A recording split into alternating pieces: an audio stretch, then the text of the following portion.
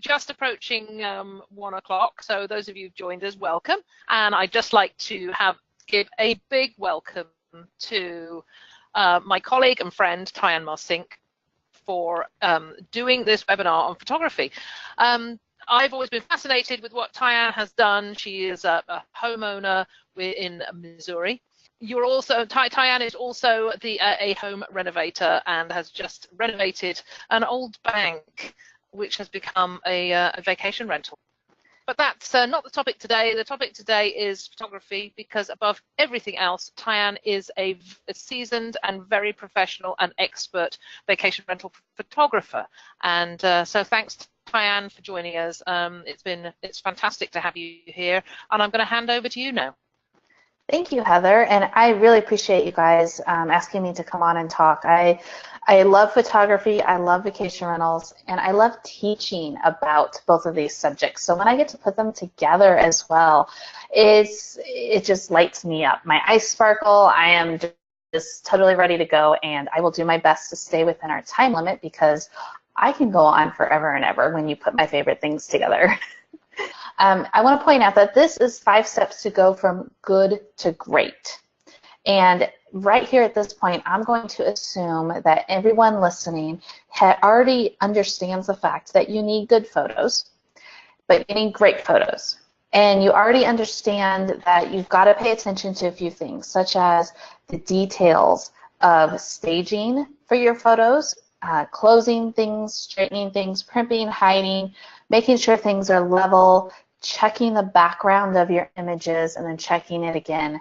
All of these things are how to get good photos. And it's also in my free ebook over on my website, and I'll show some links later. But setting the stage for today, we're skipping the basics. We're going from good to great. Okay, and give you a little preview of what's going to happen. First, we're going to talk about the light. We're going to talk about literal 5 steps, then straight walls, post-processing, and of course, hiring a pro. So the first one I want to talk about is the light. The light is the most important thing about going from good to great in your photos. The light is what makes the difference. When you look at a photo, you know a lot of times if it was professional or a hobbyist or somebody just learning. If you look at the picture, this one right here, I want to show you. It's not a vacation rental photo, it's just the skyline in St. Louis. Several years ago, I decided I wanted to get the sunset at the St. Louis skyline. And I'm standing on the edge of the Eads Bridge. Now, there is a walkway, so it was safe. And underneath the bridge that you can't see is where the train runs. So every once in a while, the metro train comes through. It's part of the transportation across the river. And this is what the scene generally looked like. Well, I sat there for nearly 2 hours waiting for the light, because when you are patient and you wait for the light, this is what you get. So going from this to this in only 12 minutes, it's huge.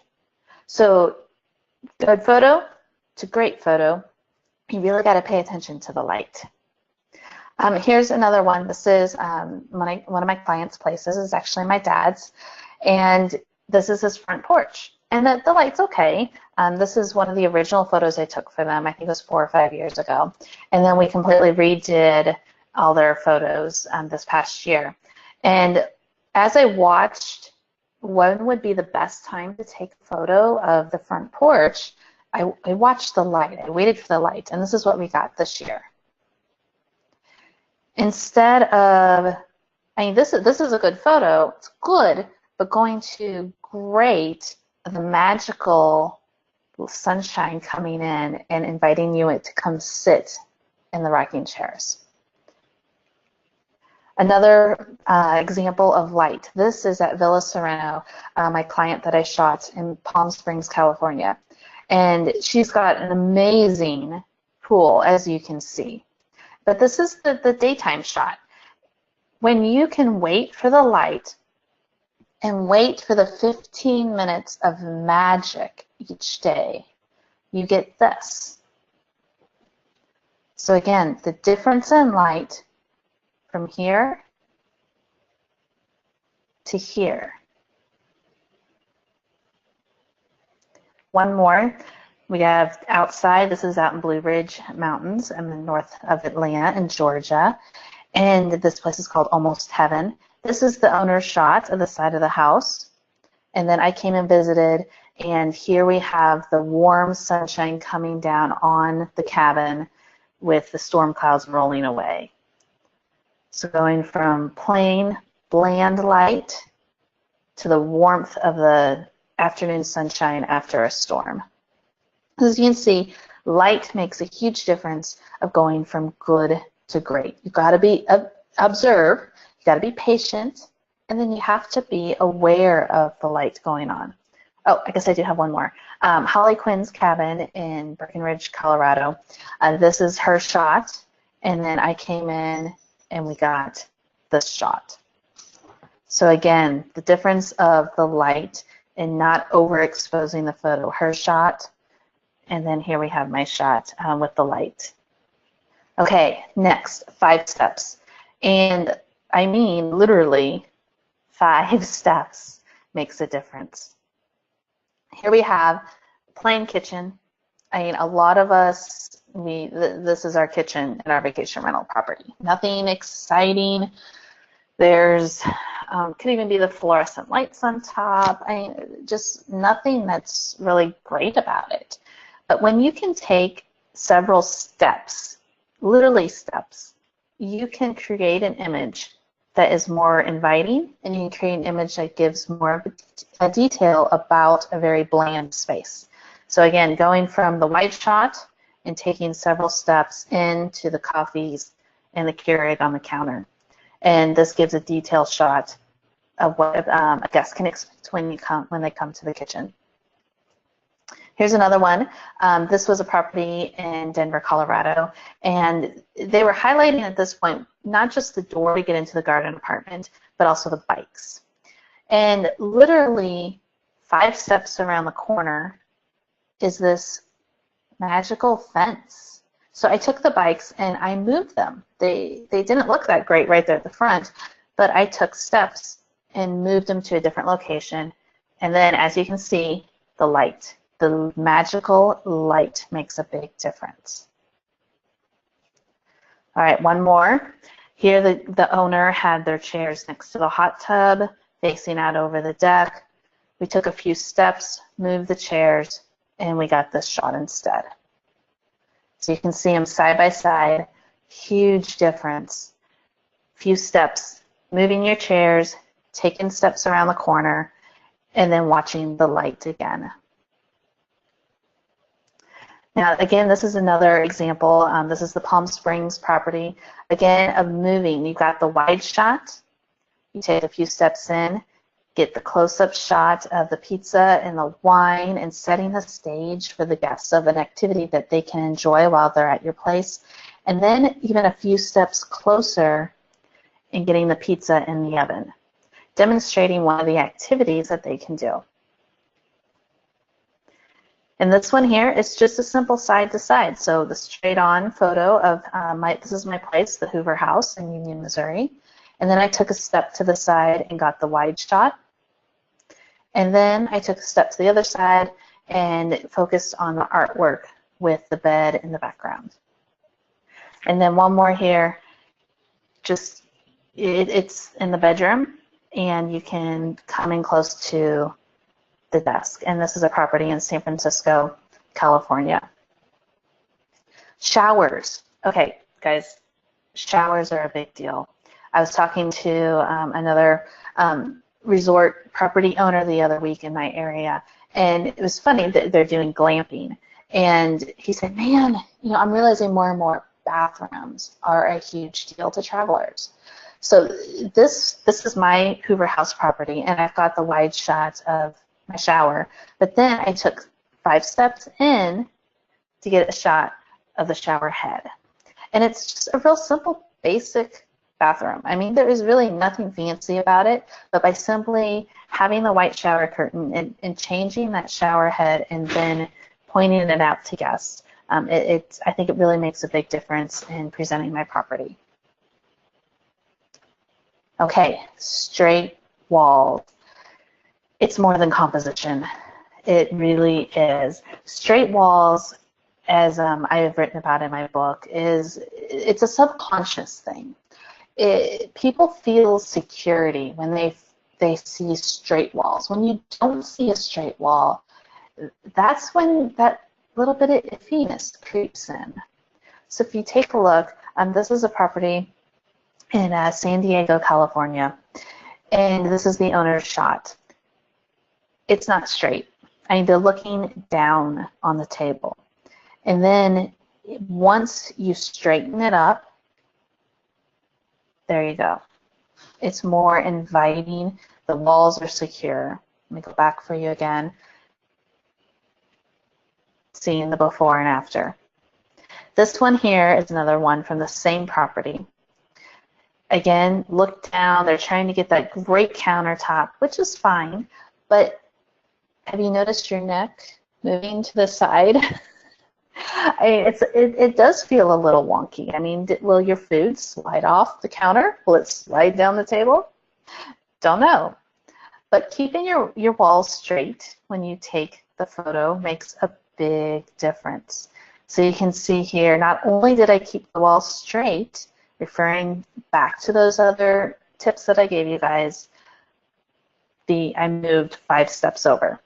Went from the side of the island here to behind the counter with the chairs. So as you can see, all of this works together. The straight walls, the light, and taking steps to get different angles and finding the right angle for the room. This is actually the exact same property. All 3 of these before and after examples. This is the owner's view of the deck. And again, I'm thinking they were kind of tall, and they just, shot downward the whole time. Here, straight walls, straight sides of the deck. It's definitely more inviting. And again, big difference in lighting as well. But I was probably standing really close to the same spot that they were standing. One more example of straight walls, the bedroom. And this one, I didn't move much. The after is pretty much the same. But as you can see, it's tilted over. And now the walls are straight. So tilted, and then straight walls. This really makes it go to a great photo. Going from good to great, the big secret a lot of people are missing is post-processing. Now my dad says, Ty, you photoshopped my photos. It's like, Dad, I didn't Photoshop them as in, manipulating them. Photoshop is a program, a post-processing program people use to edit. I personally use Lightroom and a little bit in Photoshop, and it's the digital darkroom. Even Ansel Adams, with his black and white film, he had a darkroom. He post-processed.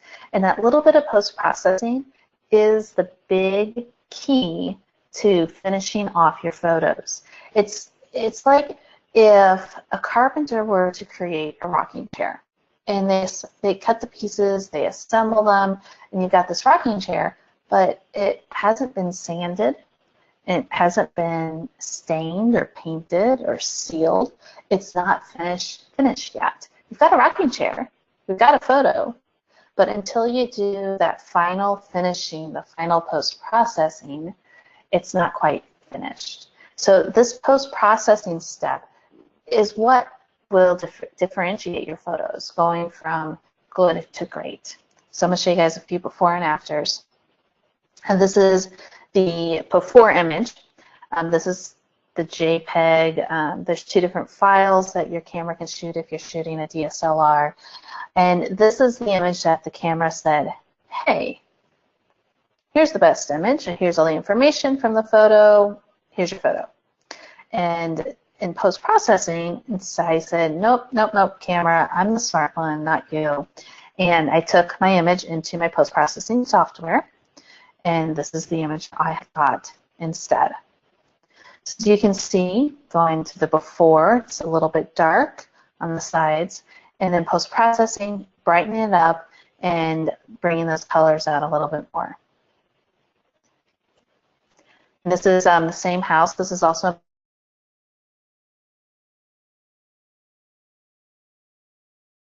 highlight shot. Really, really amazing property. And the pool is the big thing. So here is the photo that the camera said, hey, looky, here's your photo, this is great. And then the post-processed photo is here. So again, before and then after. And here's the front side of Palm Palace in Palm Springs. And this shot was at sunrise. As you can see, a little bit of pink in the upper left corner if you look really close. And this, again, this is the photo that the camera said, hey, here's your photo. And I said, hey, we're going to process it. Amazing difference here to here. Bringing the highlights down to bring the sky back in, sharpening, bringing the colors up just a little bit more. This is what your eyes really saw.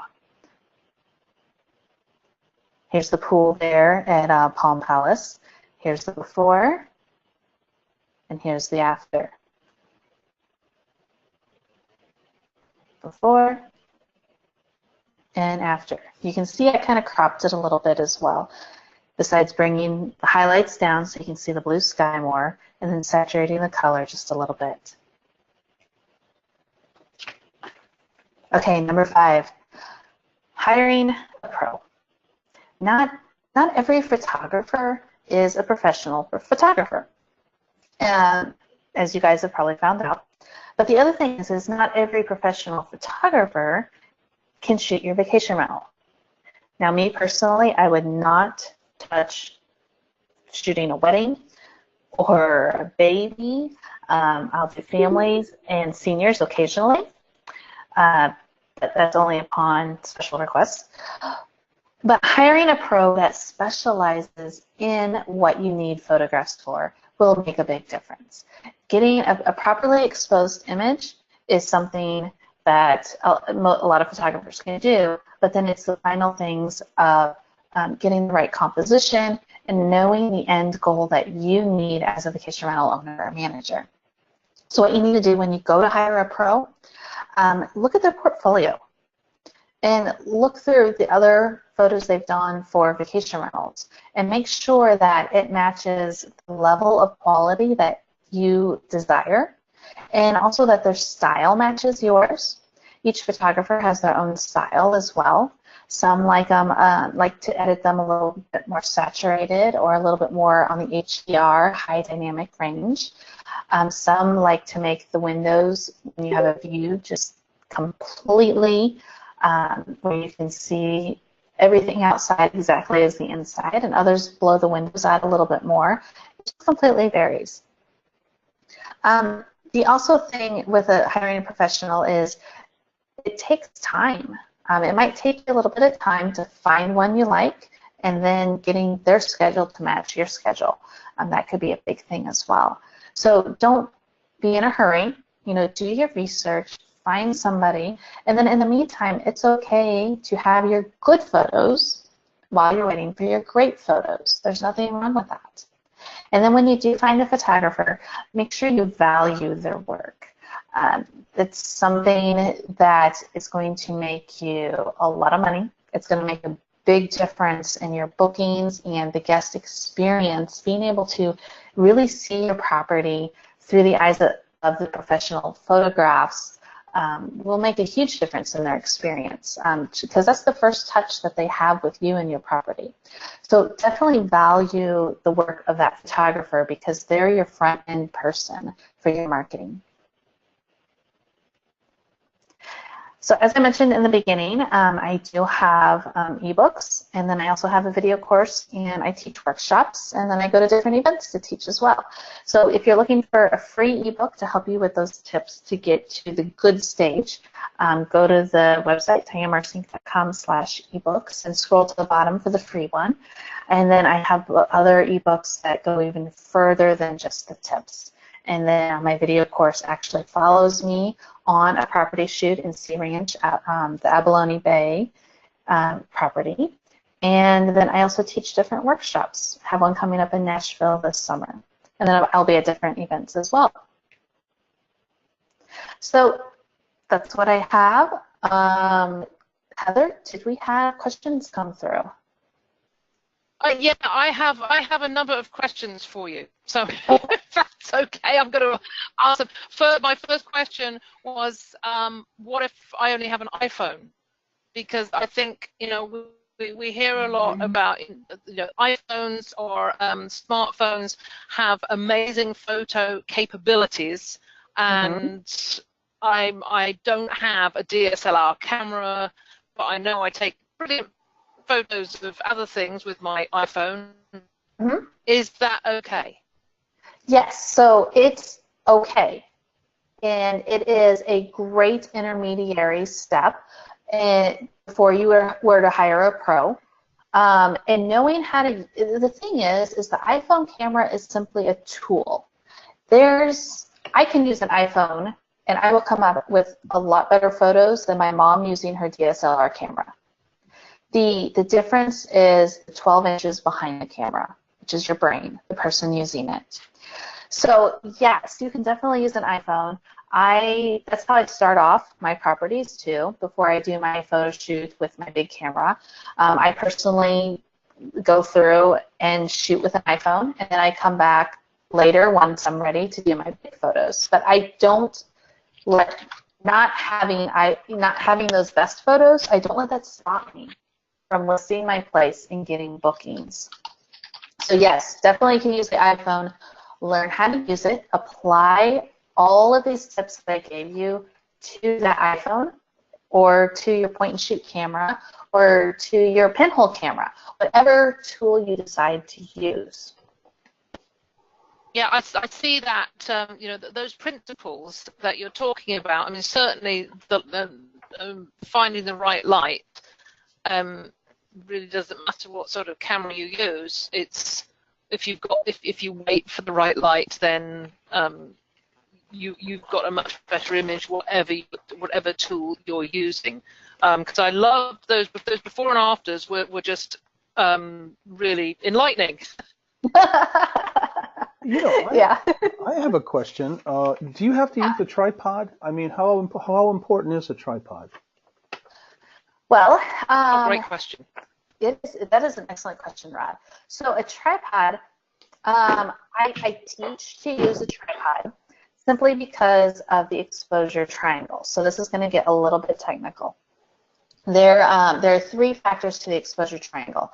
There's your f-stop, there's your shutter speed, and there's your ISO. When you're shooting an interior, if you don't have enough light in there, it depends how much light you have going on. If you're outside in the brilliant sunshine or if you're inside, there's a vast difference of light. Your shutter speed has to go longer or slower to allow enough light to come in. And when I shoot interiors, my f-stop is at usually about an f9 to f11, which is a very small hole, so that there's more depth of field. So more of the image is sharp, which means it lets in less light. So I have to have a longer shutter speed. Now once you get too long, you cannot hand hold your camera because you'll be shaky and you'll have blurry pictures. The ISO comes into play in the fact that you can make that number higher so that you can have a faster shutter speed, because those three are a triangle and it's fluid, it moves. But the higher the ISO number, the more digital grain you introduce into your picture. So when you put it on a tripod, you can keep that ISO low, you can have your longer shutter speeds, and you can have that higher f-stop that allows a bigger depth of field. I hope that made sense. It's in one of your ebooks. I'm pretty sure. If it's because I remember reading your ebook years ago and learning so much from that. I mean, huge amounts. And from there, I learned about f-stops and ISO and exposure, and went on from that, and now work with all my images are in RAW and all post-processed in Lightroom. Now, but yeah, I mean, there was so much. The way you introduced all that material in that ebook made it so simple and understandable. So for anybody who is listening to this, I would thoroughly recommend going and taking a look at that link that's currently showing. Yes, and that book is called The Ultimate Guide to Vacation Rental Photography. And if I remember correctly, it's over 200 pages, and lots of before and after pictures, lots and lots of sample pictures.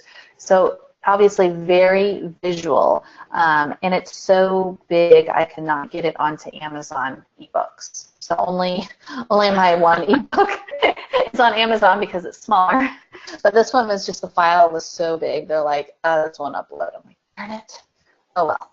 Well, highly recommended. So Connie asks, what is the highest ISO you can use if you have a tripod that won't make the picture unacceptably grainy? So if you're using a tripod, to me. Connie, if you're going to use a tripod, you want the lowest number possible, and that will depend upon the camera that you're using. So generally, I will shoot around 200 ISO.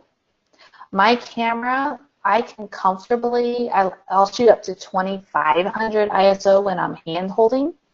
The really nice big professional cameras, you can go up to like 10,000 ISO with no issues. The basic entry-level DSLRs that a lot of people start with, doing the highest ISO that you would probably want to do is around 1,000 before it starts introducing some grain pretty badly. So those of you with that entry level, highly recommend doing the tripod and keeping your ISO down. And then you'll also want to get a remote trigger. You can get them wired or wireless, and they're really cheap. I got mine from Best Buy for like 10 bucks, and it's wireless, so I can stand 10 or 15 feet away and hit my trigger from it. Excellent. Excellent. I have one question about hiring a pro. Yes. Where do you find one? You know, where do you find a professional photographer? Because when I've been out looking, most of them are doing headshots, portraits, weddings. What should I be looking for to find the right photographer to come and do a property? Well, one, if I'm not available, because, you know, I am happy to try anywhere. And if I don't fit your budget, I know that's another thing. Unfortunately, there's no list, and that's something I've been trying to work on. I want to put together a list for people. But generally right now, look at fellow owners, and if you like their pictures, contact them and say, hey, who took their pictures? You can look at the luxury real estate listings and find out and ask those realtors, hey, who's your photographer? Who took your pictures? A lot of it will be that word of mouth and referral. You can also just simply Google vacation rental photographer in your city or architectural photographer and your city, and then go through those different steps that I mentioned, especially looking at the portfolio and their style. And then another thing is if they've never actually shot a vacation rental, if they've just shot real estate or just architectural, you might want to just kind of have a chat with them and explain what the end use is. What is your target? What is your goal with the pictures? Because a real estate photographer, their goal is to get somebody to step foot into the door to buy the property. And as a vacation rental photographer, my goal is to have pictures that invite somebody in to decide on that property before they ever step foot into it. So although it's similar targets and similar goals, the final end goal is vastly different. That's a great answer, thank you. Going back to technical stuff, and I have a question from Connie. How do you keep pictures from being too white if you're using a flash?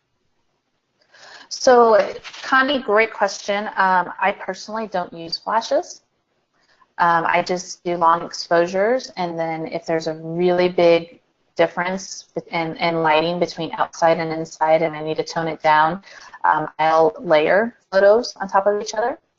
And then when you shoot in RAW, you can also then go into Lightroom and you can adjust your photos as well. You can bring your highlights down, bring your shadows up, and extend that dynamic range of what you see. Because our eyes only see a very small portion. I mean, our camera can only see a very small portion of the lights to, bright whites to dark darks than our eyes. Our eyes can see so much more. So the camera can only pick a certain section of that. That's why people will layer photos and create a high dynamic range, HDR, when you see that. So yeah, when you flash, you want to make sure you fill areas if you're going to use a flash, so fill those darker areas, or learn how to post-process in RAW and extend your dynamic range that way. So Connie's come back and said, when I don't use flash, my pictures end up almost too yellow. Oh, yes. Because I turn on the lights and they make everything yellow. Oh, my gosh, yes. That is, I hate that yellow. So, Connie, one, you can get rid of the yellow in post-processing. You can desaturate, but your white balance is what you're going to need to look at, is changing your white balance. What I actually did this winter is I completely replaced every single light bulb from the soft white to the LED daylights. That cost me about $400 per property, but totally worth it. One, for the cleanness of it, and two, for my pictures. And so whenever I have somebody contact me to shoot their property, that's one of the things I ask them about is, would you consider changing your light bulbs? Because a lot of people don't realize what that soft white light bulb does to a property. And once they change it out, they see the difference. There is, I have noticed that. I've changed out my light bulbs, and there is a dramatic difference between an LED and an old incandescent bulb. Striking. It is. And the good thing is the LEDs, too, cost you a lot less per year in cost.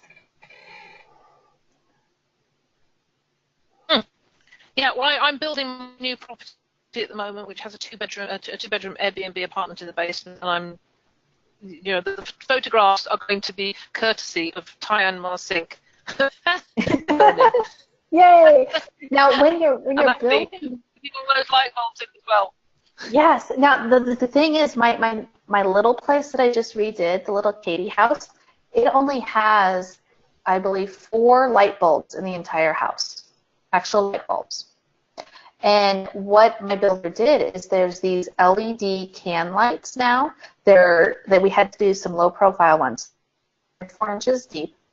They're an LED light, and it's supposed to last for 30 years.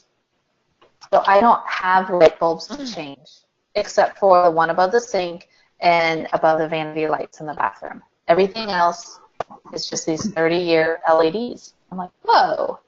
We changed out the lights. We had accent lighting under the cabinets, kitchen cabinets, and we took those out. They were the old style halogens up there, and we were amazed that we could see the burn marks behind where these halogens were mounted, where it got so hot, Oh, wow. And so it's been a relief for me, because flipping over to LEDs, they throw a lot less heat. I never realized, but halogens are extremely hot. Yes, for sure.